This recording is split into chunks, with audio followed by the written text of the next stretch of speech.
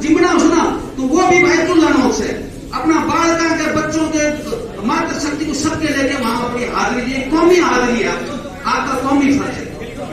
दूसरी चीज ये है कि ये आखिरी मौका है, जैसे कर्नल साहब ने भी एक बात वैसे तो एक बात की फौज में लड़ा गया, बाबा जी बड़ा गया, घर में संभाले वो, ये कौम अगर इस बार अपने हक के लिए आर पार नहीं हो पाई तो अगली 100 साल में किसी की हिम्मत नहीं होगी कि अपने हक के लिए खड़ा हो जाए। तो मेरी हाथ जोड़ के गुजारिश है, इस दादा लाई वाली नौकरी को, इस लाइफ लाइन को, इस पूरे हमारे अर्धमनस्थ की, इसके बारे में अगर आज आप खड़े नहीं हुए तो आप कौम के गुनहगार हैं, आपको किसी भी जन्म में मुक्ति नहीं मिलेगी। अब आपसे गुजारिश है क्योंकि जिस कौम के पास सरों ये मानव नाश कर देगी, थारी पटकर कर देगी और अंत में चलो घेरी को।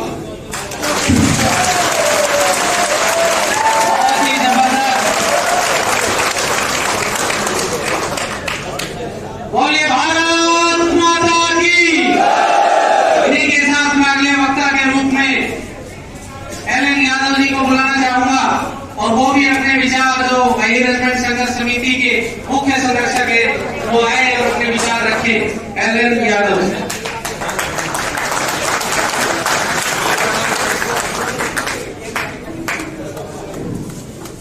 सबसे एक सेकंड को माफी चाहूंगा। मैं बार बार जो मुझे निर्देश प्राप्त हो रहे हैं, कोई भी साथी जो मैंने अपने सहयोग के लिए रखे हुए प्रदीप जी, सतीश जी, अपनी जो बात पहुंचानी है उन तक पहुंचाए। मंच के ऊपर कोई भी नहीं रहे, केवल वक्ता और संचालन किया जाए, तो इस बात का थोड़ा सा ध्यान रखें, इसको अदरवाइज भी ना रहे और किसी दूसरी दिशा में हमारा मूवमेंट जाएगी।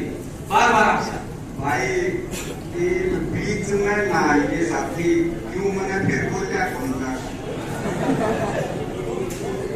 सबसे पहले मैं यहाँ भिन्न भिन्न गांवों से पधारी हुई सरदारनी को हार्दिक अभिनंदन करता हूँ, नमन करता हूँ। मेन मुद्दा जैसे राव अजीत सिंह जी ने बता दिया, उसके बाद बताने का कोई ज्यादा वो चीखते नहीं रह जाता। वो एक ऐसे प्रेरणा स्रोत है कि थोड़ी बात में सारी समझा जाते हैं। फिर भी औपचारिकताओं का निर्वाह करते हुए दो शब्द कहूंगा। साथियों, बात यह है कि भाई सबकी रेजिमेंट है, सबके कंधे पे नाम है और भारतीय सेना जो है वो जातीय आधार पर वर्गीकृत है।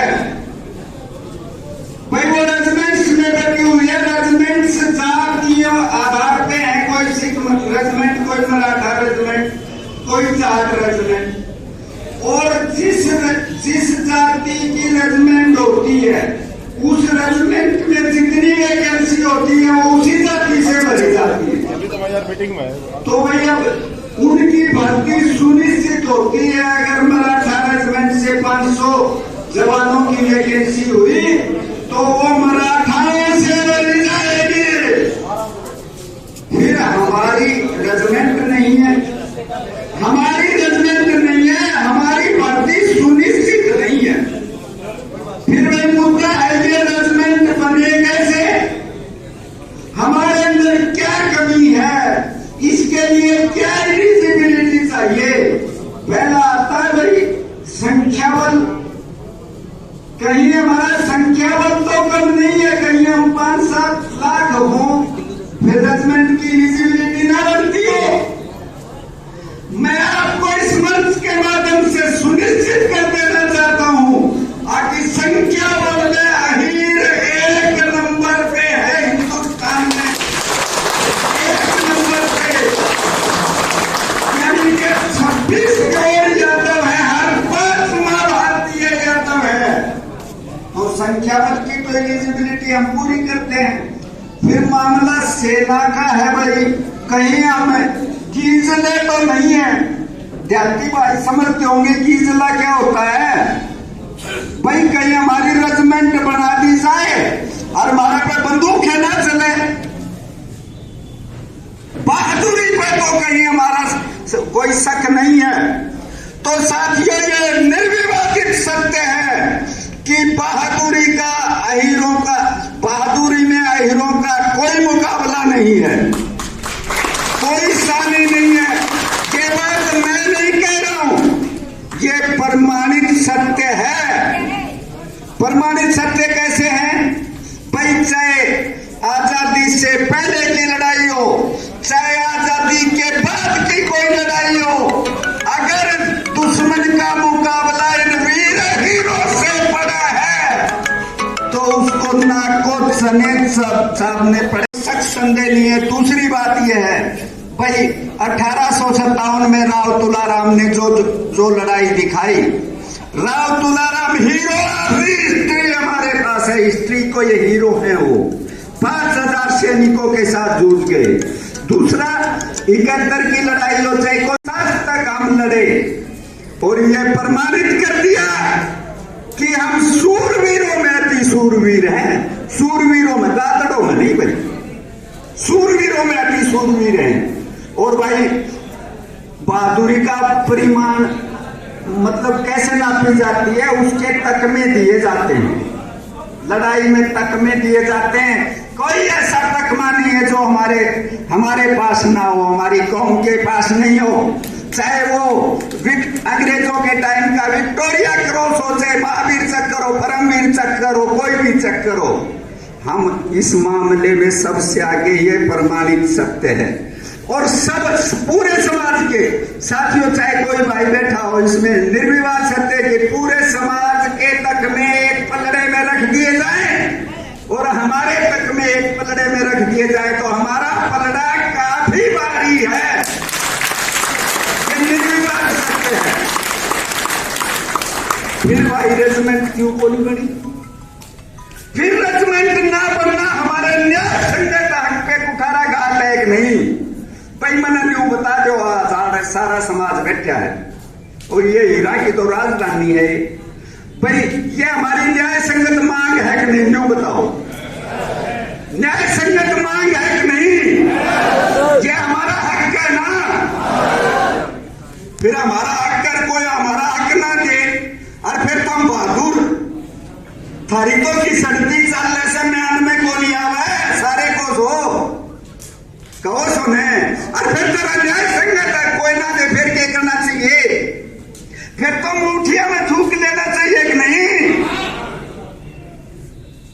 फिर क्या दिन से सदा न्यू कहते आए भाई, माने बेटा प्यारा हो सर मोह बन का भाई में, और तेरा आ गया तार बरेली ते तू जारन दीर लड़ाई में। हाँ भाई, बेटा प्यारा हो से फिर भी कैसे जारन दीर लड़ाई में? अरे जब हमारा न्याय संगत तक कौन दिया जा, फिर तो गट्टी पर पत्थर लेना चाहिए कि नहीं?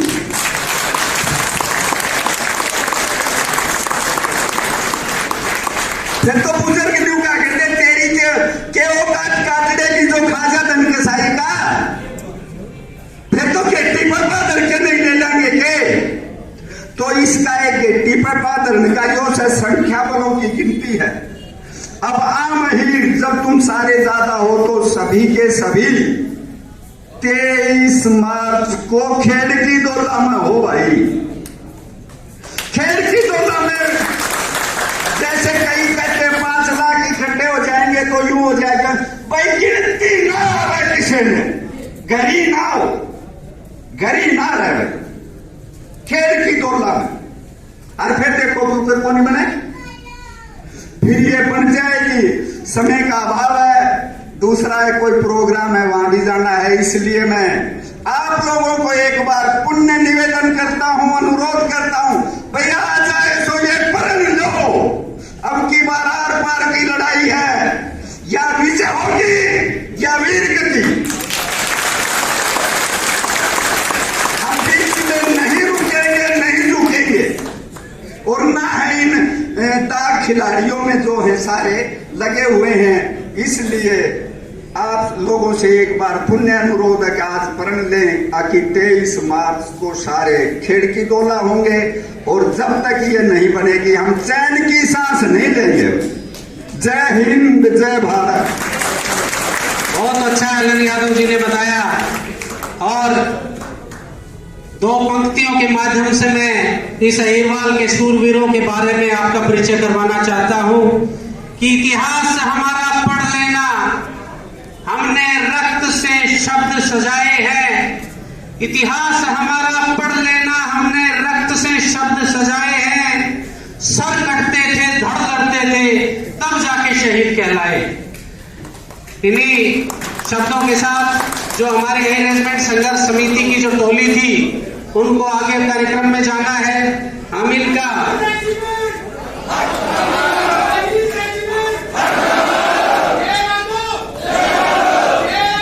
जय माधव।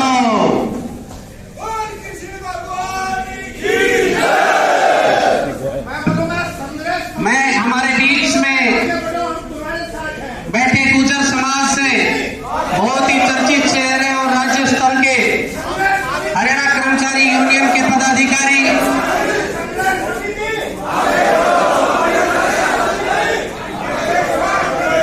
जो अपने समाज की तरफ से आपकी इस मुहिम को ताकत और समर्थन देने के लिए आए हैं, मैं चाहूंगा कि 1 मिनट में वो भी